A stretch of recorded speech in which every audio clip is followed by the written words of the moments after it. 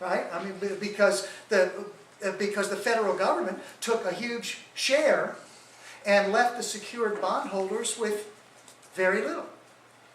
And there wasn't too much complaining about it. There was a little bit of complaining, not too much complaining, because the people who owned a lot of bonds were people who were already beholden to the federal government because of the TARP program. So it's yet another bit of feedback from the TARP program that ended up with negative results.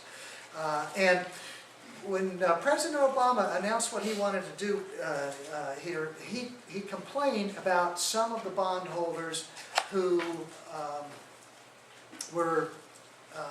who didn't like the settlement, who thought that they deserved more, because they were secured debt holders. And let me read you, this is from April 30th, 2009.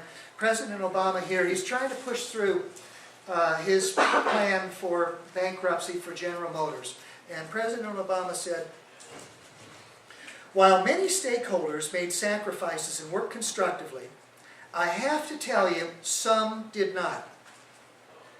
In particular, a group of investment firms and hedge funds decided to hold out for the prospect of an unjustified taxpayer-funded bailout.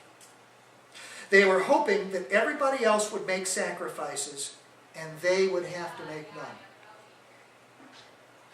That's what President Obama had to say about the bondholders, secured debt holders, who actually wanted their debt treated as a first in bankruptcy. And as I say, most didn't complain because they were already beholden to the federal government because of TARP. But one who did was a hedge fund manager, Cliff Asness. In May 6th, he responded to President Obama. He said, "Let's be clear. It is the job and obligation of all investment managers, including hedge fund managers, to get their clients the most return they can. They are allowed to be charitable with their own money, and many are spectacularly so. But if they give away their clients' money to share in the sacrifice, they are stealing." The president screaming that hedge funds are looking for an unjustified taxpayer-funded bailout is the big lie writ large. Find me a hedge fund that has been bailed out. Find me a hedge fund, even a failed one, that has asked for one.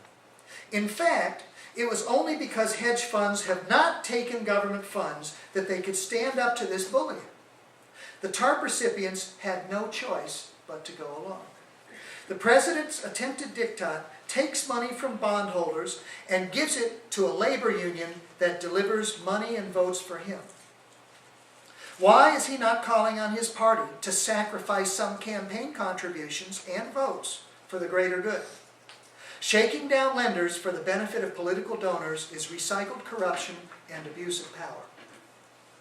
Well, there's one person who wasn't too happy about the settlement anyway.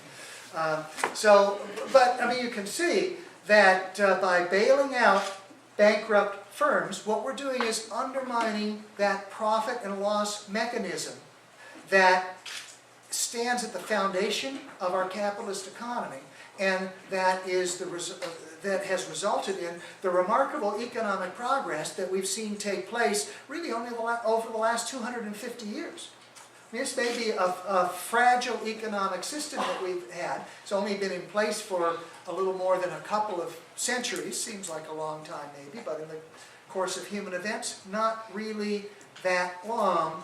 And we're cutting the legs out from under the incentives that lie at the foundation of American capitalism. I mean, look at what's happened over the past year and a half. And again, I want to emphasize the bipartisan nature of this. The TARP program was initiated in the Bush administration. Ben Bernanke, chairman of the Federal Reserve, was appointed by President Bush, and a lot of the policies I discussed were initiated under the Bush administration. So I'm not picking on the current administration or on President Obama. This is something that goes back to the Bush administration, and it's been a bipartisan effort. So what's going on here? I mean, We're nationalizing our banking and financial industry. We're nationalizing the automobile industry. The federal government owns 80% of AIG. It owns 61% of General Motors. And you look at other policies. I mean, of course, right now, big on the policy radar is the healthcare debate. We're thinking about having the federal government play a much larger role in the healthcare system that it already dominates. In energy policy, we're talking about the federal government playing a much larger role in our energy markets. So we're really looking at a fundamental transformation here in the nature of American capitalism.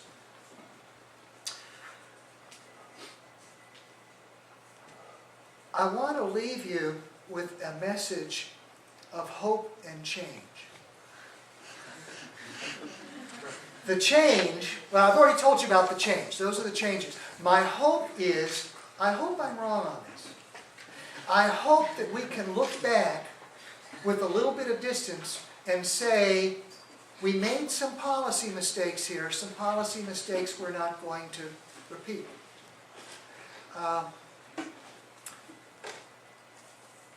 I've been around long enough that I've had this pessimistic feeling about our economic future before, back in the 1970s. If you look at the 1970s, we had a decade of rising inflation, getting up into double digits. We had a decade of rising unemployment. We had energy crises, lines at the gas pump caused by federal government price controls on gasoline.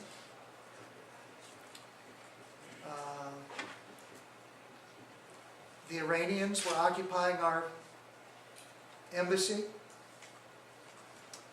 The 70s was also the decade that brought in disco music, polyester leisure suits. There's not much you can say that good about the 70s.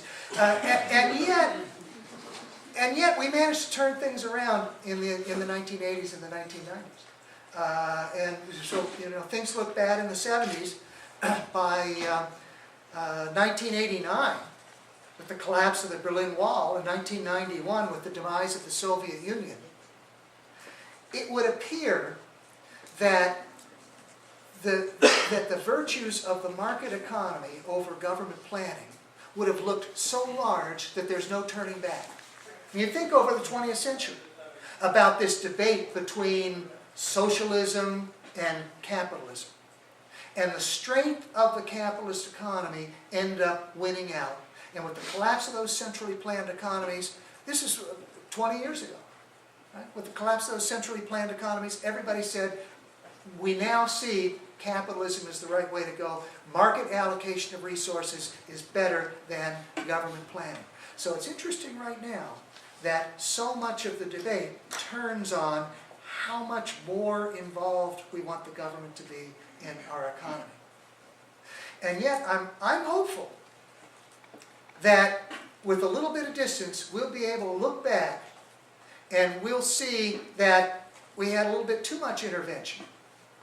That the market economy really works pretty well. Look at the remarkable prosperity that we all enjoy from it. And that there may be some lessons that we can learn out of this that, got my fingers crossed, will strengthen the market economy.